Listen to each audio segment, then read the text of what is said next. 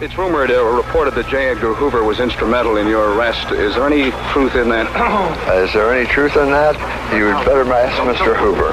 You have no grudges? Grudges? With whom? Grudges against J. Edgar Hoover. Why, I never did have.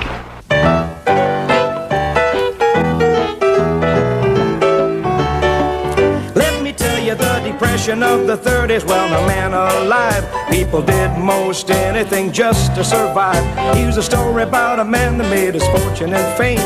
A robbing desperado, Alvin Karpis by name. El combined with Freddie Barker and his ma, terrorizing folks right through to St. Paul. Robbing banks, payrolls, kidnappings and all. Alvin Karpis never did things small. As time wore on, all his pals got led. Nelson, Dillinger, Ziegler, and Fred. In early 36, Hoover's boys moved in. The Karpis took the rap for the snatch of hand. They gave him life, sent him to the rock, but he kept his will, couldn't make him talk. Robbing banks, payrolls, kidnappings, and all. Alvin Karpis never did things small.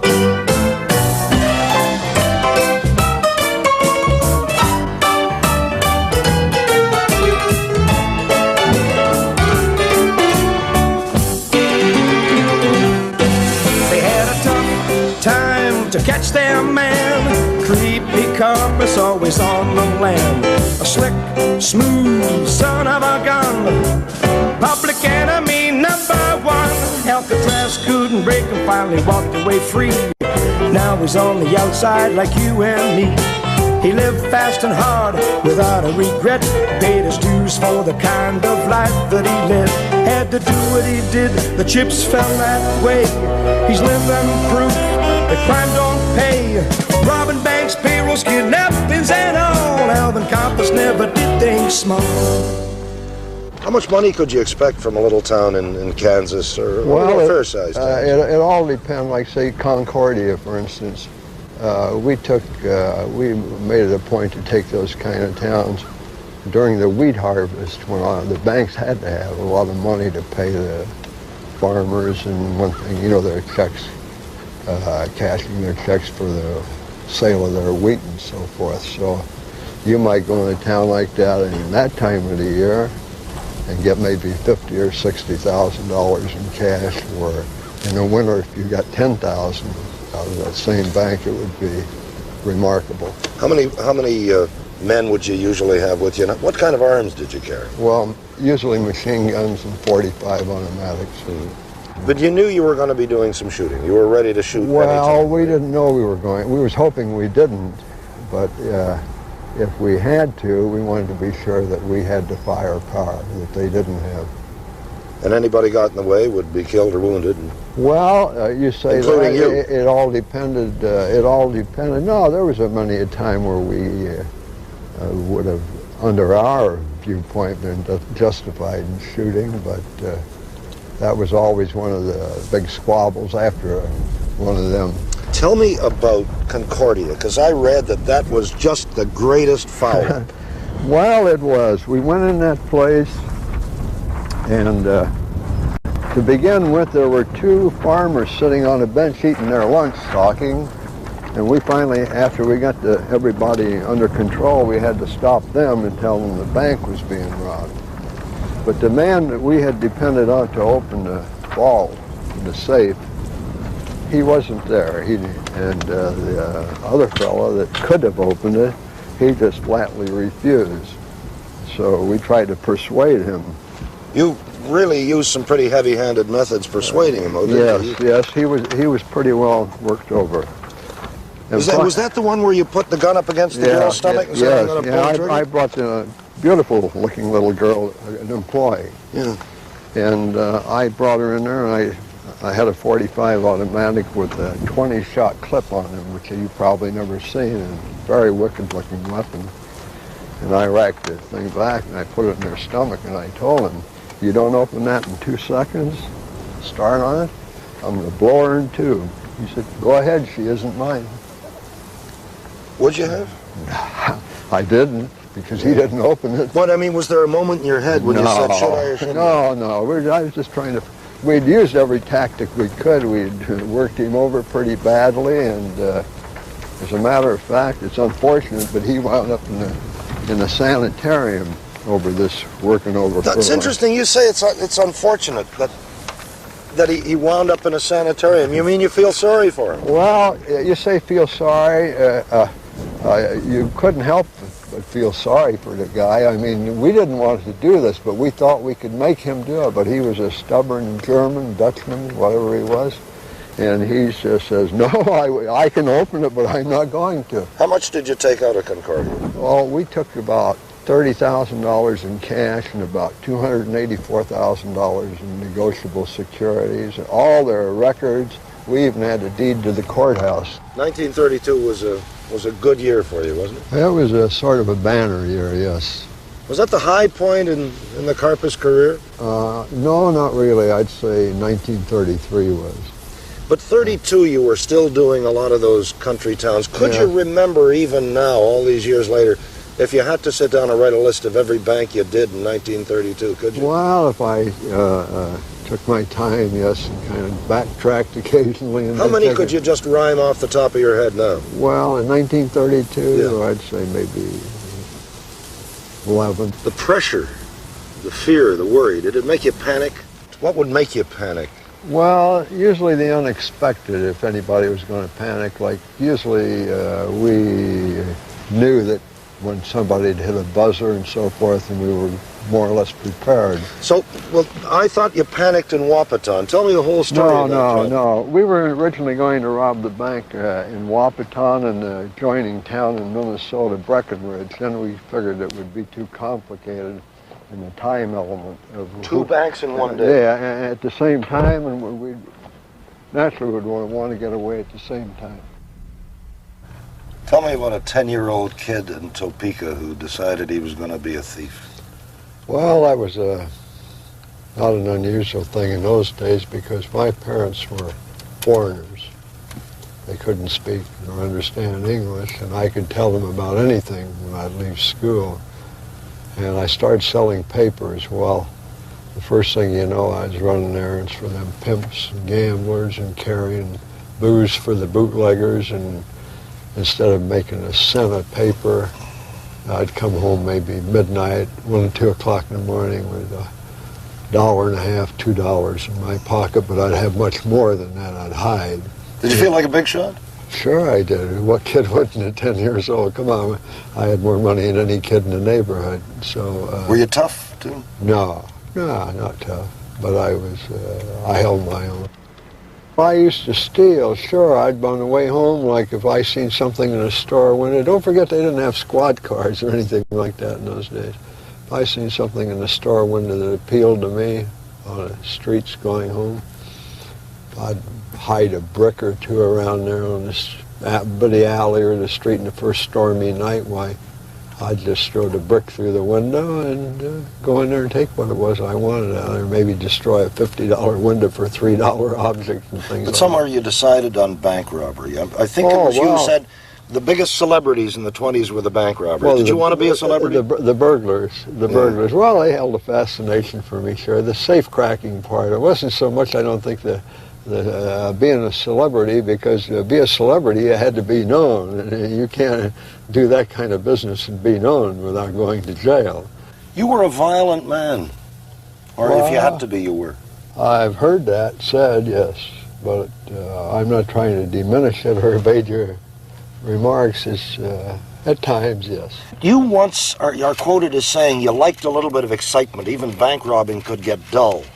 Yes, but is there any possibility you went into that knowing it would be exciting? We knew it wasn't going to be dull there. December 1932, we robbed a bank in Minneapolis.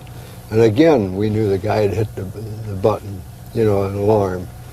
Well, we already had a guy outside with a machine gun standing by a mailbox. This was a building like this where, kind of a triangle building on the corner.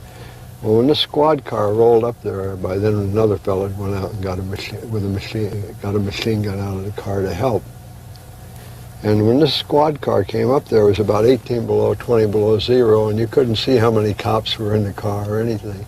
So these guys just automatically opened up. And we could hear the other squad cars coming with the sirens blowing and so forth. And so these two cops never got a chance to do any shooting. We didn't know whether there was 2 or 4 or 5 or what. And one of these fellows that ran out there to help, in his haste and eagerness, he hit an icy place on the street and he fell. And when he fell, he was pulling the trigger and he shot down one of our back tires. We had a big Lincoln sedan. So then when we got out there, the shooting was over with, actually. How many were dead? Well, as it turned out, we didn't know at the time, the policemen were riddled. What happened? You'd read about it in the paper. You'd read about it in the paper wherever you got to. Yeah, wherever you were St. hiding Paul, out, you'd yeah. read about it in the paper. What did you feel when you read it? Well, we just felt damn lucky that we didn't get slaughtered there. Was that part of the price you paid? The police and you knew darn well that somebody was going to walk away dead or not walk away? Well, in a big city like that, you know.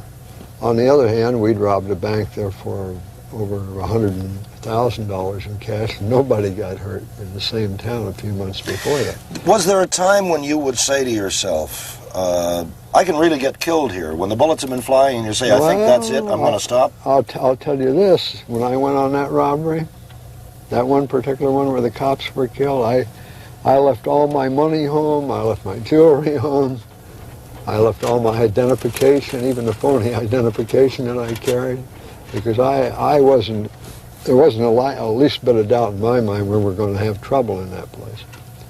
But not enough trouble to make you say, I think I'm going to stop. Well, listen, I always felt like this about it. If it wasn't too rough for the other guys, I didn't think it was too rough for me. Sounds almost like a game. A game? Mm-hmm. Well, it was a rather serious one. Well, sure. The more serious, the more exciting one. But there was a lot of excitement occasionally, yes. You liked the excitement? After it was over with, yes. But when it's on, it's just so fast that you don't know. It's like people say, well, have you ever killed a policeman? Well, now lie. Look, when there's 4 or 5 people shooting at the police, it's hard to, perhaps I have, but it's hard to tell whose bullets actually were the lethal ones.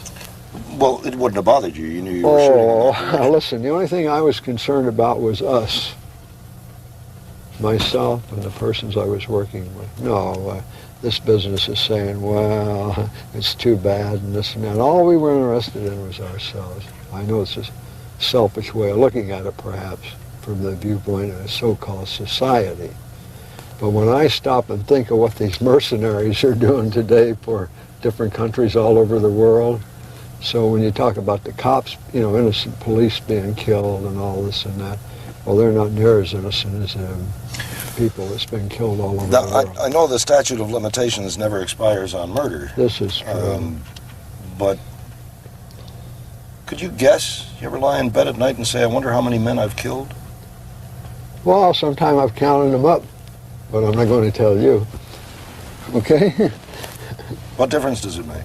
Whether I tell you? Yeah. How many? Well, you can't be prosecuted for that. I didn't want to prosecute. Just let me put it like this. There was a few people killed in the robberies I was on. They claimed that when I was arrested, they accused me of killing 14 of them at various states. You would have been an accessory. Anyhow, and that's just as much. If that was it, that would have been good. I mean, I wouldn't have been so upset about these charges, but for some reason or another, they'd always say that it was me that did the shooting. I don't know why. They want to establish you, the mad dog killer, creepy, they call you? Yeah, that's what they call me. The cops did that, yeah. I held up a place with a guy, and I had already burglarized another place with a couple other fellows. The upshot of it was I got 10 years for the burglary, and that's where I met the fellows that I realized I was going to start working with. People of those guys. Your life companions. Yes, you might say, yeah, in the reformatory. These guys were safe blowers and hold-up guys, and one fellow in particularly, while it wasn't commonly known by the authorities, he'd already killed 3 or 4 cops. He was a dead shot. and burglaries at night. I hear you saying this is hideous. It's the most hideous thing I think I've heard in a long time. Well, you're asking and I'm telling you. Yeah, but doesn't it give you a twinge when you think about it? Well, when I think about it, I just think, I must have been, I wasn't all there probably. I might have had a little mental quirk about these kind of things. But as far as the killing and stuff, if Larry was to say, well, gee, it was too bad and this and that, I don't have the slightest thoughts like that about this thing. And I don't know why. Perhaps, maybe I should, because most people seem to think that I should have. But maybe my makeup isn't like that. Does it matter to you at all what I think of you? It would bother me not as an interviewer. I could give a damn less what you thought. Okay, I want to talk about women, because those are the other companions. You wrote Poor Dorothy, Poor Dolores, Poor Grace. Yeah. They stuck by me and I loved them all. Sure. You love them all, and a lot of others you didn't mention. Yes, that's true. And you went through women like other people go through bowls of spaghetti. Listen, and them same broads went through guys like I did through them, so what was the difference? What kind of women do you think they were who liked a guy like you? What kind of woman did a woman have to be for you to want her? That I would want? Yeah. Well, now it's a little different. But in those days, I wanted somebody that had thoughts like myself, easy come, easy go, and too lazy to work, and just out for a good time. You had a wife too, Dorothy. Yes, I had. What happened to her?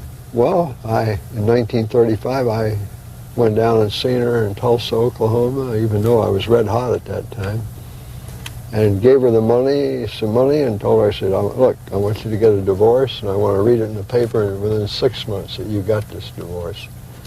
And in those days, she could get a divorce for $1 in view of me being a fugitive.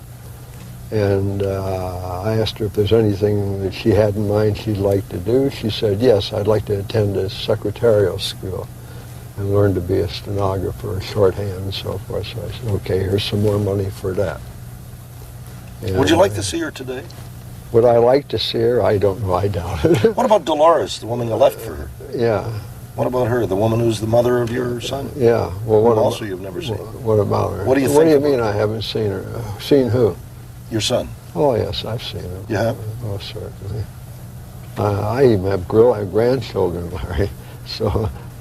Did you reestablish contact with him? Since I've been released, not personally, no, but I had my sister come to Chicago, up from Chicago. That's where he lives. Do you have fatherly feelings? Toward my son? No, I wouldn't make a very good family man, although I like kids.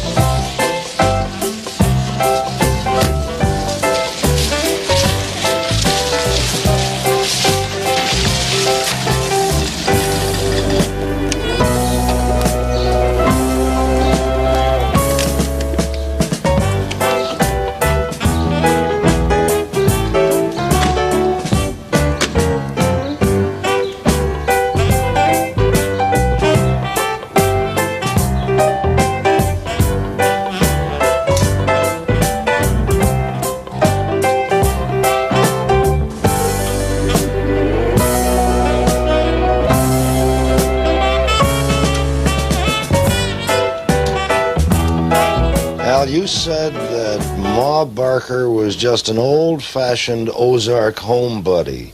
Now, everybody thought she was the brains of the Barker gang, the brains of the Karpis Barker gang, carried a machine gun. Tell me about her. Well, the matter of fact is no one ever heard of her until after she had been slaughtered by the FBI down in Florida down in 1935. And then they built her up over the years gradually as a monster. The truth of the matter was she's an old religious, one of those holy roller religious type from the Ozarks. She never read newspapers. The only thing she listened to on the radio was hillbilly program, and her greatest pastime was working jigsaw puzzles. And as far as knowing that we were criminals, yes, she knew we were criminals. But you were one of her boys, though, weren't you? Just the same as Doc and Freddie? Yeah, that's right.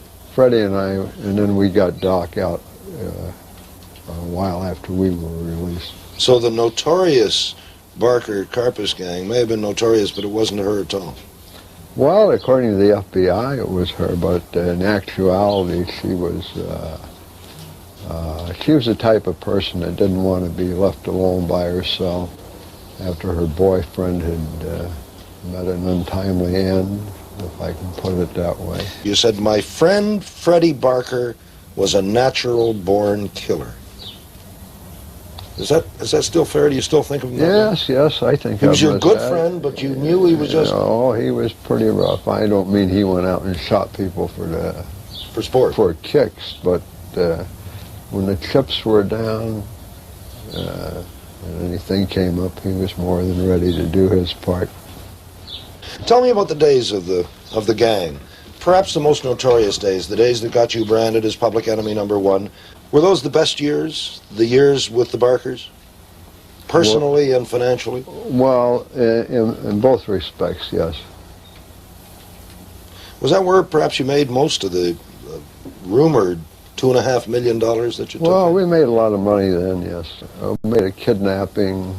We got $100,000 for the Brewer ham. We got $200,000 6 months later for Bremer, and in between that, we got around $40,000 at the stockyards.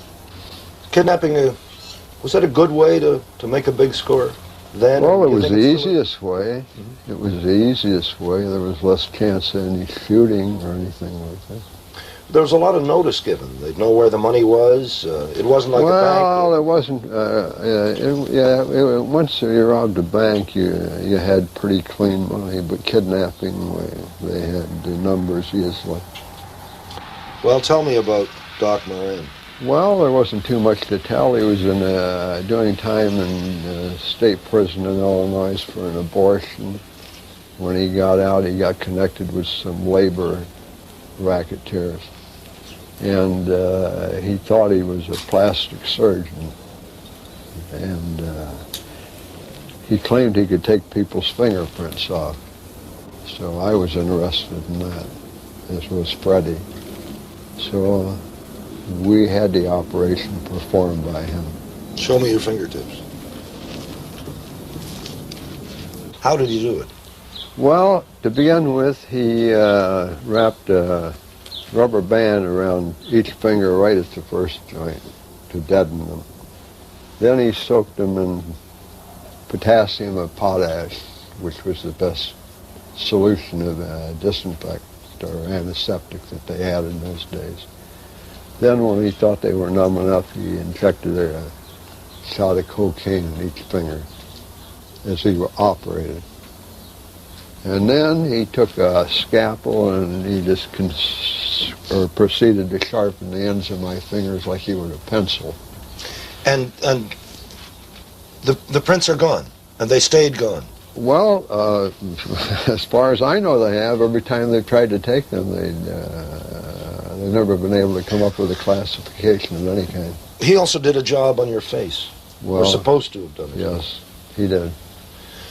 Story is that he was a bit of a drunk, and that brought him to an unhappy end. You may have been a party to that unhappy end. Well, actually, if I had have been, I wouldn't mind saying that I was, but it just happened I was in Cleveland when he met his untimely end. Well, you don't have to tell me your alibi, Alvin. I don't need an alibi for it, that son of a bitch. If it had been me, I'd be glad to say so, but it just happened I wasn't there. A lot of people wanted him done in.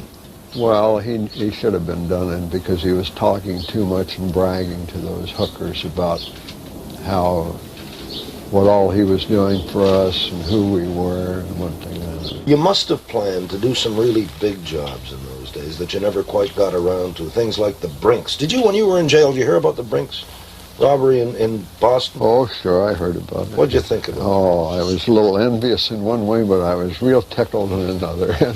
It really pleased me to see something like that come off so nicely.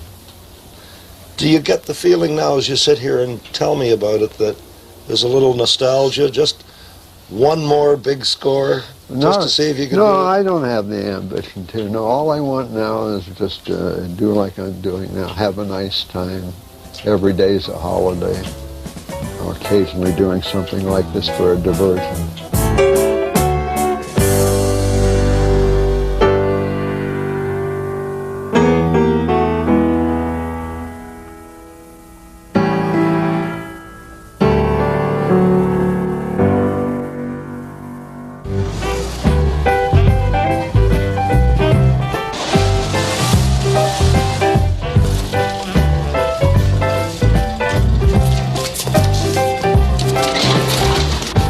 I want to talk about Chicago in the gangster days. You know, the St. Valentine's Day Massacre was done by gangsters, but you're not a gangster, you're a thief.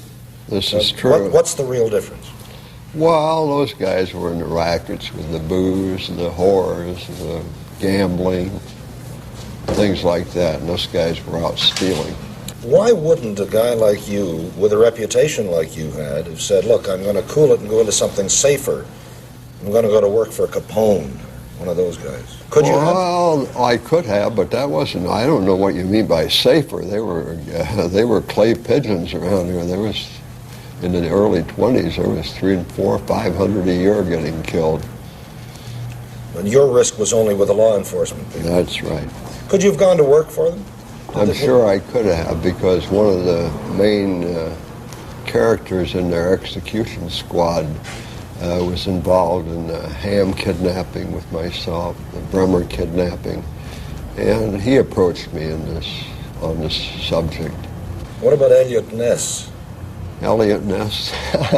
Well, you know, with the Untouchables. Yeah. Well, actually, those guys were accountants, lawyers, bookkeepers, what have you. They had no authority to carry a gun. They never had any reason to carry guns. It was their job to simply dig up enough evidence through going through files, bank accounts, canceled checks, and so forth. And when they decided they had enough evidence to give to the DA, they would turn it over to him, and then it was up to him to decide whether or not he had sufficient evidence to get an indictment. And in the event the guy got indicted for the income tax, they usually just call up his house and say, hey, you know, you were indicted yesterday. And the guy'd usually say, yeah, I know all about it, yeah, I know. So they wouldn't smash the doors down with drawn guns? Well, they didn't have any guns. They didn't even appear on the scene. They'd tell the guy, come on down to the office, bring your lawyer with you. Your bond is going to be such and such. Have the money ready, and you can go right on home. Do you ever pay tax on the money you Tax? stole? Come on. No, I don't. Did anybody ever ask how you were living, though? I mean, did you have a cover? Did you have a cover story, a Well, a job? lot of people used to think, they used to ask, yes, because I usually drove around in a pretty nice car. I didn't even shave in those days, really, when I was running around doing that. So I'd always say, well, it belongs to my father. He's in the lumber business in Minnesota, or I'd say he's a wholesale grocer in Chicago, or what have you. You didn't. It was easy to lie. I mean, you just. Oh, well. How old were you before you started telling the truth? I don't think I ever have. So. And as nearly as I can make out, you ought to be a couple of years away from 70 now. Yes, that's right. What about the cities that the racketeers owned, or places where you could put the fix in? Where were they? Like St. Paul, Minneapolis. What did you do? How much of the city did you own? I didn't own any of it, but I could live there all I wanted to, as long as I didn't steal anything right in that town. Do you think corruption has always been a part of American political life? As far as I'm concerned, it always has been. Not only American. Come on, what goes on here in Canada or any place else you want to name. Spain, Portugal, Morocco, Italy, you name it, England. You mentioned Spain, and I know that's where you live now. Yes. And have lived there for 5 years. Yes. When you came out of jail, did you have any money? I had $129. Well, you must have made some money since then, or picked up something. Well, my attorney gave me $2,000 to begin with, and then I made quite a bit of money. Yes. How'd you make money? No. Well, I wrote a book. I was in the pizza products business in Montreal, so I had no problem about money. It's all clean money now. Well, I hope so. You mean as far as you're concerned? Yes. Oh, it is. Yes. You met one man who I think most people would agree is mentally unstable in prison. At least one. That's Charles Manson. Before the Tate murders. Well, he wasn't. No, I wouldn't say that he was. How did you term it? About him being unstable? Yeah. Well, he was this type of guy. He was probably one of the most mild and meekest sort of persons I ever met in a prison. I never knew of him to even have an argument with anyone, much less a quarrel. And he was a happy-go-lucky sort of kid. He was rather shiftless. They couldn't get him up in the morning to get him to his job unless somebody woke him up. He didn't want to shave sometime, and they'd have to threaten to shave him without any lather or anything if he didn't straighten up and fly right in that respect. Did you really teach him to play the guitar? No, I taught him music. He would chord and sing, but he didn't, when he would form the chords, he didn't know the notes or anything. Right? He didn't know how to read music. So I taught him chord construction and the inversions and harmony and different things like that. I want to get around to this, your kind of violence. All right. This is a Thompson, or a Tommy gun, as they call it. Yes. Was this your chief weapon? Was this the number one weapon for you? Well, in the city, yes, but once we left, we usually depended on automatic rifles and so forth out in the country. If we happened to run into a posse or vigilantes and so forth. This one is just a small clip. What is that, 20? 20, yes. Yeah. We usually... You could spit that out in just about 10 seconds, eh? Far less than that. Where would you get these weapons? You just walk into a store and buy them? Well, no, we had a connection in New York. We could buy all we wanted on occasion, but then other times, if we needed them, we'd just walk into a police station at night after midnight, small town, and just tell the desk sergeant we wanted the machine guns. You'd tell them? At the point of a gun, you'd tell them? Oh, yes. Do you ever go out and take a few shots just to see if your eye is steady and your hand is... Well, that's why I use them. I'm a lousy shot. I had to have something that would throw a lot of slugs out because I wasn't going to depend on a .45 automatic. Karpis was promoted to U.S. Public Enemy #1 following the capture of John Dillinger.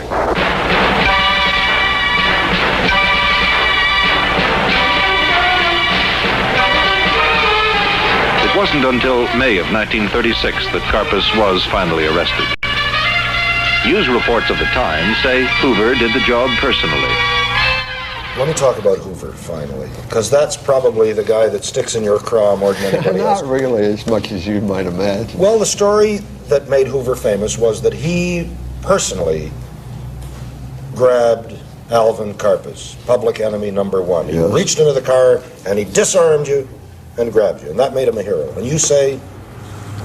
I say this, that 28 agents arrested me, and while even they were, well, to put it mildly, a bit excited, most of them. And one was shouting, "Put your hands up," another one, "Keep your hands down," another one, "Sit on the running board." This was in New Orleans? Yeah, right, about 5 in the evening. And there was a fellow behind me with the rifle, and he was so shaky that in the excitement, he wasn't scared, don't misunderstand. You mean you could feel the barrel vibrating up against your back? Yeah, he couldn't hold it still, so I asked the man in front of me with the machine gun. He seemed to be the coolest of the lot. I said, "Who's the boss of this outfit anyway?" And he said, "Oh, he'll be here in a minute." "Why?" And I said, well, I want him to tell that guy with the rifle back at me to get it out of my back because he's so nervous. I think he's going to shoot right through me and right through you if he does shoot. And this got the guy a little upset. He heard me say that. He said, well, you son of a bitch, when we get you to the office, I'm going to show you who the boss is. And I turned my head like that to answer him. And as I did, up at the corner of the apartment building, this was on the corner, I see a guy peeping around the corner. And I thought, what the hell is this? And when I stopped talking, these other agents that were right close to me, they started looking to see what I was looking at, why I had quit talking. And finally, here came another one around the corner, looking around the corner. One of the agents shouted, "We got him, Chief, we got him, come on, everything's all right, we got him." So here they came, and it turned out to be the Gold Dust Twins, as they were known in those days, Hoover and Clyde Tolson. None of the FBI agents had remembered to bring handcuffs. Karpis's wrists were bound with his own striped necktie. He was tried in Minnesota for the kidnapping of a wealthy brewer. His sentence, life.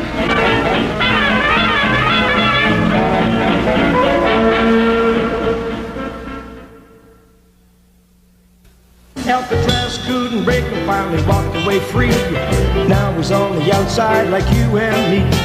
He lived fast and hard without a regret, paid his dues for the kind of life that he led. Had to do what he did, the chips fell that way. He's living proof that crime don't pay. Robbing banks, payrolls, kidnappings and all. Alvin Karpis never did things small. Robbing banks, payrolls, kidnappings and all. Alvin Karpis never did things small. He was 18 when he first went to prison in Hutchinson, Kansas. Al, that's where you met Lawrence Duvall, isn't it? Yes, it is. What kind of a guy was he, this gunslinger? Well, at the time I met him, I didn't realize that he was a gunslinger, but in those days, the elite of criminals were safe blowers, and he had quite a reputation for this.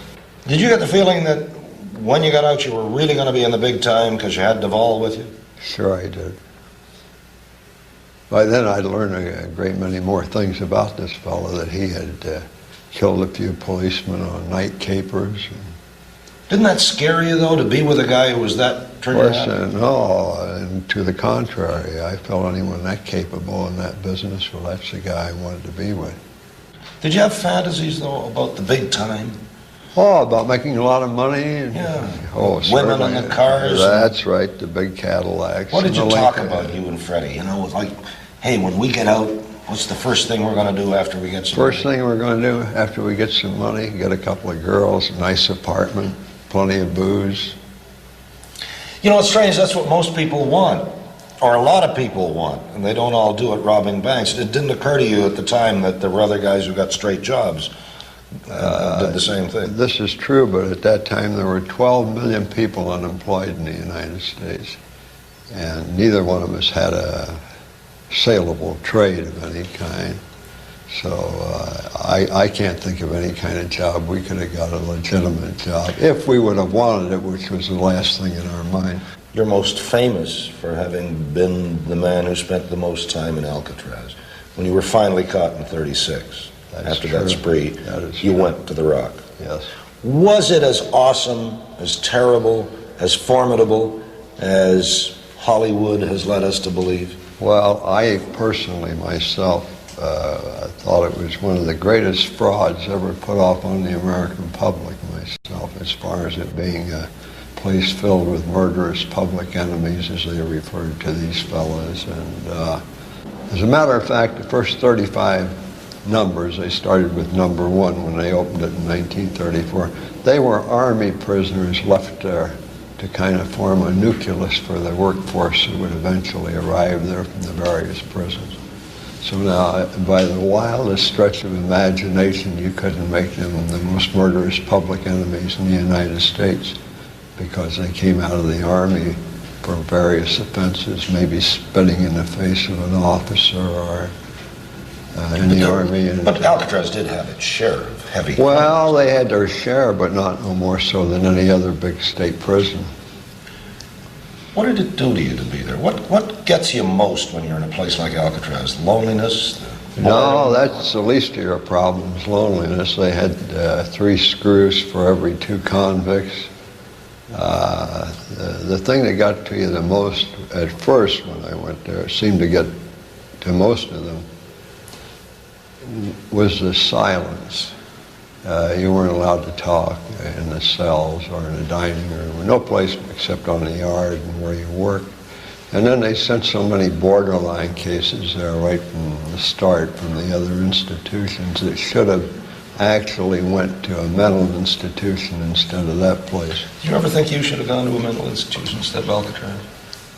Well, I don't know. I was stopped off at Leavenworth for 6 days on my way to Alcatraz and put through a panel of psychiatrists, and one of them came and talked to me after it was over with and told me that he was going to tell me what their findings were, but if I ever repeated it, he would deny that he said it. And he said, "You've been a kind of puzzle to us because from our findings, you're not the least bit criminally inclined."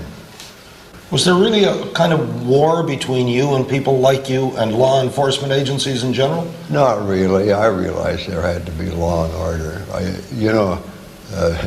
Just because I was stealing, I was in favor of law and order. Because if there hadn't been, somebody would have stolen what I had. So I had no complaint about law and order. You spent a lot of time in isolation in Alcatraz. Why would they put you in solitary? Oh, for various reasons, but mainly when we'd have trouble there. It looked good on paper when they'd send the reports into Washington and say, well, that SOB, he's a ringleader again. Were you a troublemaker in Alcatraz? Perhaps. Well, perhaps or not. Were you or weren't you? Do you remember being the guy who started some trouble? At times, yes. I was rather rebellious about some of their asinine rules and regulations. Like? Don't pass a magazine to the fellow next door to you. Don't talk in the dining room. Sit with your arms folded at the table when you're through eating. Little odds and ends like that. You said before the elite of the criminal world was there. Do you remember some of the people like Capone? Well, I didn't say that they were the elite, but that's what they were referred to. Well, yeah, I knew Capone quite well there. I knew Machine Gun Kelly, Harvey Bailey, Doc Barker, and a few others like that. Were they the big shots around the prison? There were no big shots in the prison. Not in Alcatraz. You saw Capone just before he went pretty well out of his mind. Well, I cell not too far from him on the same gallery. In the morning that this happened, when they opened the doors to go to breakfast, for instance, they'd blow a whistle, everyone stepped out of their cells simultaneously. The next blast of the whistle meant you move forward up the gallery toward the mess hall into the cell block. Well, this morning, he was about the 5th cell from the end going into the mess hall. And instead of moving along, he was standing out there with his coat on, his cap on. He had an old pair of work gloves in his hand. And a couple of screws. This was a second gallery, incidentally, and down on the flat, a couple of screws were looking at him. Well, as we walked by there, nobody stopped to ask him what he was doing because he would have been told immediately to move on. And I was wondering what had happened to him. He looked like he had a little dazed look in his eyes, and I noticed he was sort of dribbling out of the corner of one corner of his mouth, like a little foam-like. He was walking along there, kind of shuffling more than walking, and he started vomiting there, and 2 screws walked over and got him, and they took him on up to the hospital. And of course, there was a lot of speculation of what had happened to him. And as it turned out, he had paresis. He was in an advanced syphilitic stage. Very much so. They gave him several shock treatments that they almost, from what I heard, they almost knocked him off up there. Tell me about Stroud. You met the Birdman in Leavenworth? And well, you were in Alcatraz. yes. When I first went to Leavenworth, I was held there 6 days, as I told you formerly about the psychiatric bit. And they put me in a cell across from Stroud. The cell block was an old cell block, and it was situated in something like this, a corridor down the center and cells facing one another. Well, there was a fellow in the cell across from me, and the lights had to be on 24 hours a day in these cells, mesh screen over the barred doors. Well, it turned out that I noticed this fellow had a typewriter and a microscope on a table in his cell, which I thought very unusual. And he got up from the table and he walked toward the wall of his cell and suddenly disappeared. And I wondered what the hell's going on here. As it turned out, they had cut a doorway through one wall of his cell that led into the next one. And that is where it turned out he kept his canaries. At that time, I didn't even know that he had any. Well, I'd never heard of the fellow. What was he like at Alcatraz? In Alcatraz? Well, he was in isolation all the time. He was in Alcatraz till after the big blow-off in 1946. Then they put him in the hospital and kept him there. He threatened to commit suicide if they kept him in isolation any longer over there. And they would let him work in the mornings out on with the yard crew cleaning up the recreation yard. The afternoons, evenings, and nights he spent in his room in the hospital. Did you ever think in those years in Alcatraz that you'd ever get paroled? Well, I really didn't know what to think. Sometimes you're, you know, just like everybody outside, their hopes go up and their hopes go down. But then I discovered something that didn't make it look like I had much of a chance, and that was that every year I was eligible for parole legally in 15 years. But no one ever got a parole out of Alcatraz. The theory being that if you were so far rehabilitated along the way and risk for parole, what were you doing in Alcatraz? And they'd normally transfer you out of there under those conditions. You got transferred when they closed it? No, no, that's not right. I was transferred in April 7th, 1962, and they closed it in February of 1963. They say when the parole board can say you're no longer a danger to society. Is that still fair to say that they can let you out, you're no danger? Well, I don't know. They have so many reasons for turning people When did you out. stop being a danger? When in your own mind did you say, if I get out tomorrow, I don't feel like robbing any more banks? Or did you? I would say that it was 1955 was the whole start of it while I was in Alcatraz.